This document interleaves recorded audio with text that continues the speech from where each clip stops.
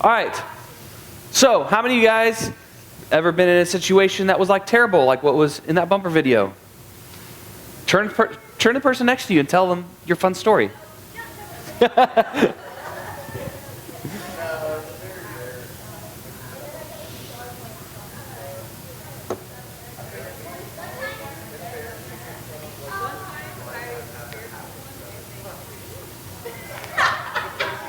You scared someone and what?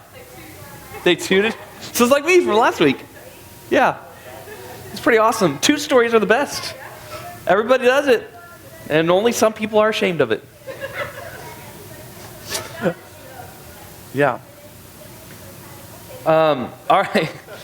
Before I go on telling more stories that just don't matter, I'm going to start on our topic. 1,000,002 stories just came to my head, and I was like, nope, got to go on. So, all right. We are in our series on Real Talk. Last week we started this series, and it's all about fun stuff that we just love to talk about, but sometimes is awkward, makes us uncomfortable, but is really important. Last week we started this series called Real Talk about sex and relationships, and it's super fun. Last week was kind of like the opener. It was kind of, we didn't get into, a whole lot of stuff. We just talked about what? Do you guys remember? How about what Bible verse, or like what like the point was? Yes, let it honor God, yourself, and others. So we talked about the greatest commandment, which is to love God and love others as you love yourself. Perfect. Great summation of last week's message. So ultimately, the best way that we can reflect God's heart in the way that we respond to these things is when we honor God, we honor ourselves, and we honor others. And today's topic is going to be no exception. That kind of sets the groundwork from last week for how to think about the rest of the stuff in this series. And this week, I'll be honest up front, this is probably one of the most uncomfortable weeks of this series. So, let's get into this. And it's uncomfortable because, unfortunately, it's so common and there's a lot of shame wrapped up into it. There's a lot of stuff that honestly, even adults don't know how to respond when it comes to a lot of this stuff. So, we're going to talk about this and hopefully give you a little bit of a leg up when it comes to life and dealing with this topic. So, even if it feels a little awkward at times, even if it feels a little uncomfortable, even if you're like, should we really talk about this in church? I want to assure you, you're not alone in feeling awkward or uncomfortable or whatever in this series. It's normal. And so the best thing to do when it comes to uncomfortable topics or maybe even taboo topics is to have real talk about it, because let's be honest, everybody else is talking about it. Everybody else at school, in the locker room, on TV, in the movies, on social media, on what's posted, everywhere you look, in music, this topic is out there. And so let's just have real talk about it. Let's talk about it in a way that honors Jesus, honors yourselves, and honors those around you. So we're going to jump in, and the topic for this week in regard to sex and relationships is the topic of, starts with P, to go back to our letter game, pornography. Okay, so I said it. It's out there. That's what we're going to talk about today. So we're going to talk about it because, again, this is everywhere. And regardless of what you think about it, or what you've heard about it, or maybe what you've seen about it, everybody kind of has a little bit of a different idea of what we're talking about when we're talking about pornography. So let me define it for you. Pornography is any pictures, videos, or written material that shows or describes sex, sexual acts, or naked bodies in ways meant for sexual enjoyment. That is pornography. So, shows up in things like what people post on social media sometimes. It shows up in your DMs at times. Sometimes it shows up in the movies that we watch or in the shows that are on. Sometimes it's even in books. And sometimes you're in control of when you see it, and sometimes you're not. Sometimes, many of you know this. And here's why there's sometimes a lot of shame wrapped up in this. Because whether you have found it on purpose or unintentionally, sometimes there's shame associated with either one. What I want you to know is, if you've gone out looking for it, one, that's, I think pretty common, statistically speaking, even for kids your age, because the first exposure to pornography happens at your age. And increasingly, as time goes on with the availability of smartphones and stuff, that age gets younger and younger. So it's important to talk about it. It's important to have real talk. Most of the time, first exposure is unintentional, meaning you didn't go look for it. it either like showed up as a spam account in your social media, which you're new to because of your age, or it showed up because somebody in your class sent something out and it's getting shared around, or it showed up because you were at a friend's house watching a movie and you didn't know that scene was in it until it was too late. And so most exposure to pornography happens unintentionally at first. And so it's good for us to know as Christians, how are we going to respond when those situations come up? Or on the other side, if we're in a position where maybe you've gone out looking for it, maybe there's addiction involved, then how do we get out of that? How do we respond to that? How do we move forward when it's already prevalent in our lives? And that's a good question to ask. It's a good thing to have some real conversation about, because statistically speaking, it affects pretty much everybody. And so whether you're going to let it affect you in a harmful way or a positive way is up to you. And so today, hopefully, we give you some good action steps. We give you some encouragement, and hope just break the ice a little bit so that it's not so awkward moving forward. Because hey, we're just going to talk about it, and here's how we can deal with it. So the lie that we most hear when it comes to this topic is that pornography is not a big deal. It's not a big deal because it's so common, because it's talked about all the time, because it's everywhere. It's not that big of a deal. But the reality is that it's kind of a big deal.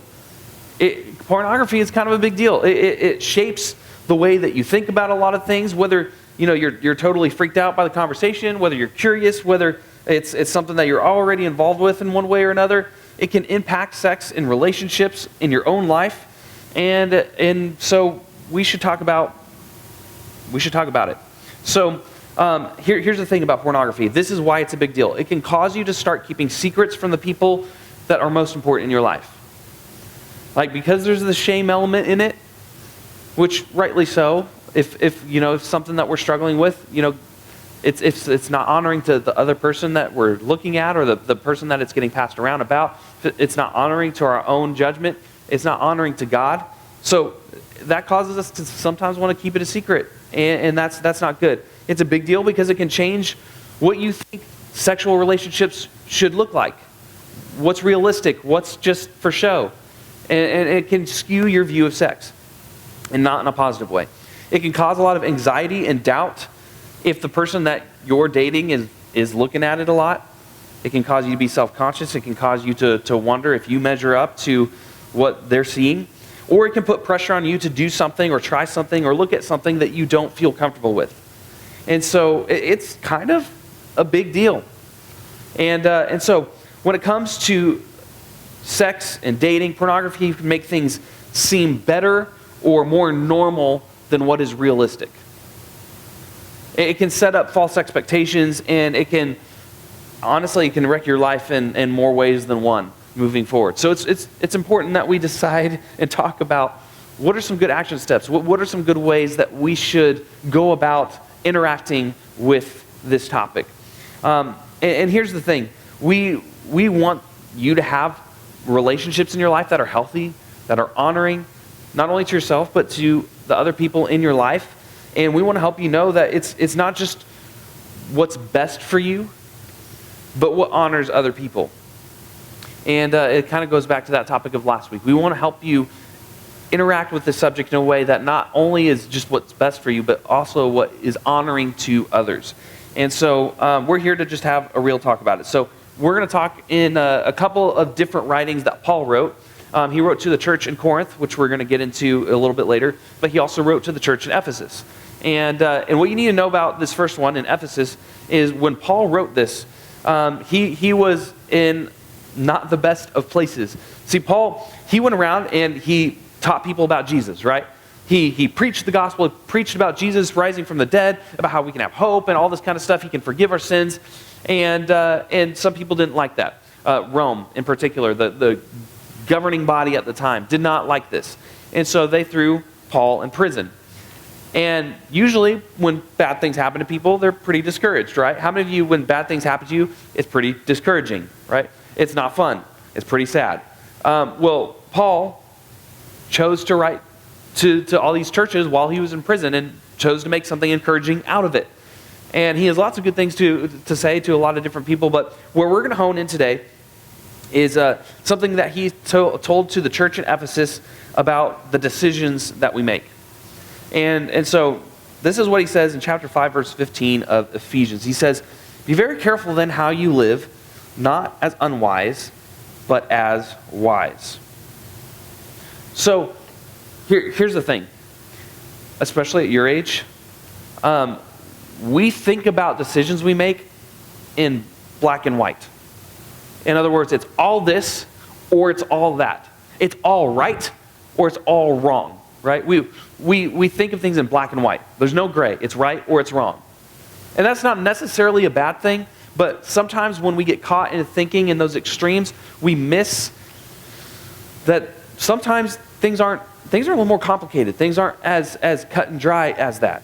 And in fact, a better way to think about it is the way that Paul talked about. What's wise versus unwise?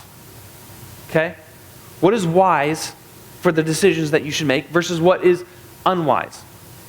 In fact, most people would say, for example, just to explain this in a certain way, and give you some example, is like, most of us would say, okay, pornography is bad, because we can look to what Jesus said in the book of Matthew. He said that you've heard you should not commit adultery. And I say, you shouldn't look at somebody lustfully, because then you've already committed adultery in your heart, all right? And by the very definition of pornography that we shared earlier, it's meant to inspire lustful thoughts in your head. So we can already use the Bible and say, okay, if we're thinking right and wrong, pornography is on the wrong side because it causes you to do something Jesus says not to do. Okay? So we can say that. But if we're thinking about what's wise versus unwise, then that's where we start thinking about the decisions we make, like not just should I look at porn or not look at porn, because that one I think we know the answer to, but like, what should we entertain ourselves with? This song's real popular right now. You turn on the radio, it's playing, but it talks about some stuff that makes me think in a way that I probably shouldn't be thinking about right now. Okay, is that wise or unwise to listen to that? Everybody's talking about this new show that's on Netflix right now. My parents don't know that I started watching it last night in my room, but there's some stuff in it. There's some nudity in it, but it's not porn. It's a TV show, right? Well, is that wise or is that unwise for you to watch that? And so when you think in terms of wise versus unwise, then it starts to channel. And I'll just be honest, in our house, there's a rule in our house. In Chelsea, we came up with this rule a long time ago, but we don't watch any movies or TV shows that have nudity or sexuality in it, because it's just not wise. The temptation is too great sometimes. There's lots of stuff out there that's honestly not appropriate. And so there's lots of shows that a lot of people talk about, that a lot of people like to watch. We just don't watch it. You know why? It's just not wise for us. That's what our conscience has told us. That's what we've just followed, and the Spirit's convicting in our lives. So we just don't even bother with it. If we look it up beforehand. We look it up in advance. There's lots of reviews out there. There's parental guides, right? I don't live with my parents anymore, but I refer to parental guides. And I make decisions before I turn something on. Okay? And that's a question of wise versus unwise. All right? And so the same could be said in your own lives. How are you making decisions? Are you being intentional about the decisions you're making? Or are you just blindly making decisions and hoping for the best? Right? What's wise? What's unwise? And here's the thing. There's so much content out there nowadays. There's so many things to watch. I couldn't watch everything that I want to watch if I tried. So I'll just narrow my focus of what I will allow myself to watch, and it takes away a lot of the temptation. So, what's wise versus unwise? See, a wise person thinks about their choices in the long term. They think about how their choices will either honor themselves or others or God. An unwise person doesn't. They just kind of go with the flow. It sounds fun right now, right? And they don't think about the long-term impacts or how it will affect those around them. And ultimately, it'll lead them to a place where they don't want to be. Because here's the thing. When it comes to making decisions for our lives, my kids play with games that I played with when I was their age, and so I love it that some toys have outlasted, time. But one of them is train tracks. Do you guys ever play with these? Like, they're so much fun, right? You get to like put them together and assemble them, and it's different every time. You get to lay down the tracks, and they're not always the same. Sometimes you make them go one way, sometimes you make them go another way, and we have actually like 2 giant baskets of these at our house. And some of them have like cool little different things. Some of them have ramps and other stuff. But we have a lot of just the normal ones too. And so the thing about the decisions that we make is every time we make a decision, it's like laying down another piece of the track. And it's going to lead us somewhere. It's going to lead us in a direction. And if we're not intentional about it, and if we're not careful, then we won't be paying attention to where we're going. And so if we're riding the train and we're making decisions in our lives, it's going to lead us somewhere. So sometimes we'll make a decision and we think about it really hard, and sometimes we don't. But it's going to take us in a direction. And that direction can either bring life, it can honor yourself, it can honor those around you, it can lead to the things that you want, like healthy relationships, but they take us somewhere. And sometimes we don't. Sometimes we go down a path that leads to hurt, to keeping secrets, to shaping our views. Sometimes, here's another thing about pornography. It makes us think about people like objects to please us rather than as human beings created in the image of God. And so it changes the way we interact with people. It changes all those things. And so here's the thing, though, when it comes to pornography, is you don't have to stay there.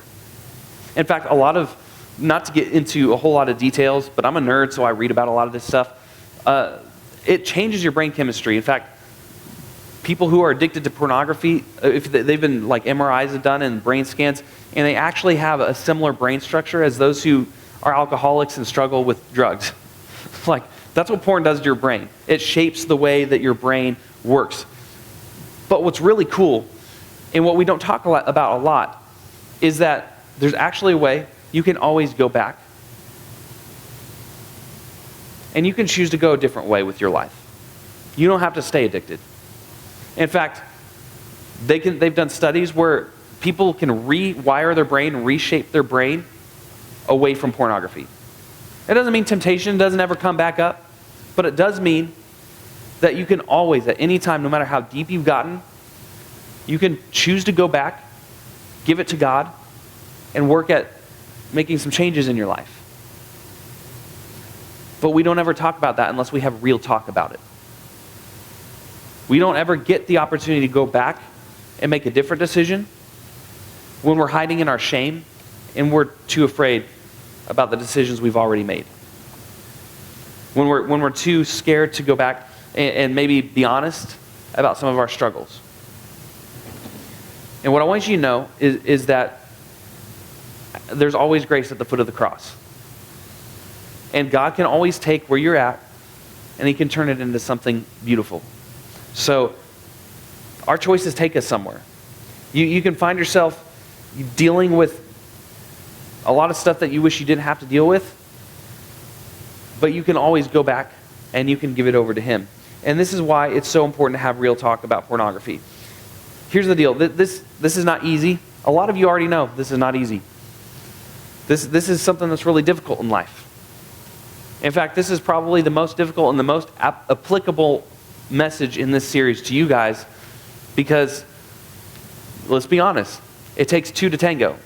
So when it comes to sex and relationships, many of you just don't have you don't have a driver's license, you don't have a whole lot of unsupervised time where you're not around other adults. There's not a whole lot of opportunity to struggle in some of the other ways, but there's a plethora of opportunities for you to struggle when it comes to this issue, even at your age. And so this is probably the most applicable topic that we're going to talk about in this series. But a little bit of encouragement for you. This is what Paul says to the church in Corinth.